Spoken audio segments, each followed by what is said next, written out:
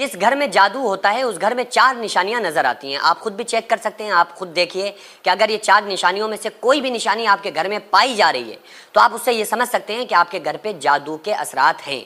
عام طور سے لوگ جادو کے اثرات سمجھ رہے ہوتے ہیں لیکن جادو کے اثرات نہیں ہوتے.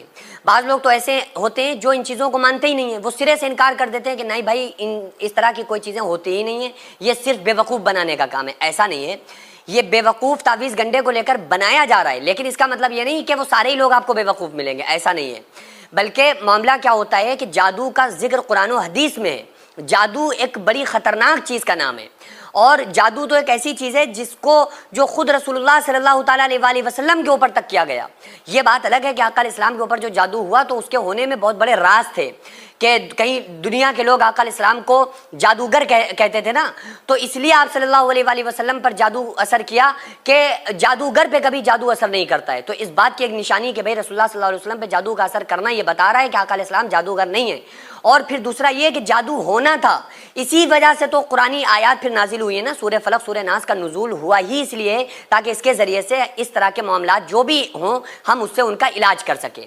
تو اس لیے اس چیز کا سرے سے انکار نہیں کیا جا سکتا ہے. تو موٹی موٹی میں نشانیاں آپ لوگوں کو بتا دیتا ہوں, آپ لوگ ان نشانیوں کو فالو کریے. اگر یہ نشانیاں آپ کے گھر کے اندر پائی جا رہی ہیں تو آپ سمجھ لیں کہ آپ کے گھر کے اوپر جادو کے اثرات ہیں. پہلی نشانی گھر کے اندر خون کا آنا, بلڈ کا آنا. اور یہ بلڈ میں اکثر جب بھی اس ٹاپک کی بات کرتا ہوں نا, اس ٹاپک پہ, تو میں بتاتا ہوں کہ کسی کو انزائٹی کا شکار نہیں بننا چاہیے. وہ یہ بھی دیکھ لے کہ بعض مرتبہ ایسا بھی ہو جاتا ہے کہ بلی چوہا پکڑ کے لے جا رہی تھی اور چوہا کا خون نکلا اور وہاں پہ گر گیا. اب آپ سمجھنے لگے کہ یار یہ تو بلڈ آ گیا. تو اتنے زیادہ آپ دلی طور پر اور ذہنی طور پر مریض نہ بنے, بلکہ وہ خون آپ کو اکثر نظر آتا ہے اور ایسی جگہوں پر نظر آ رہا ہے کہ جہاں پر خون جانے کا کوئی چانس ہی نہیں ہے. مثلا سیب الواری کے اندر, اب سیب الواری کے اندر خون جانے کا کوئی چانس نہیں ہے.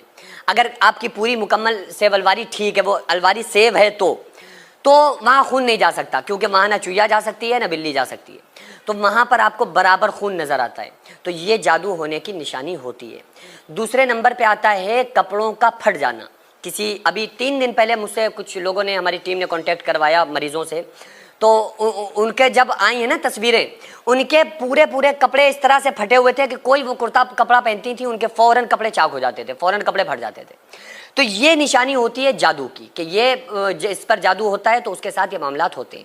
اسی طرح سے تیسری ایک نشانی ہوتی ہے گھر کی چھت کے اوپر ایسی آوازیں آنا کہ اینٹیں کوئی پھینک رہا ہے, یا تو جناتی علامت ہوگی یا جادو کی نشانی ہوگی.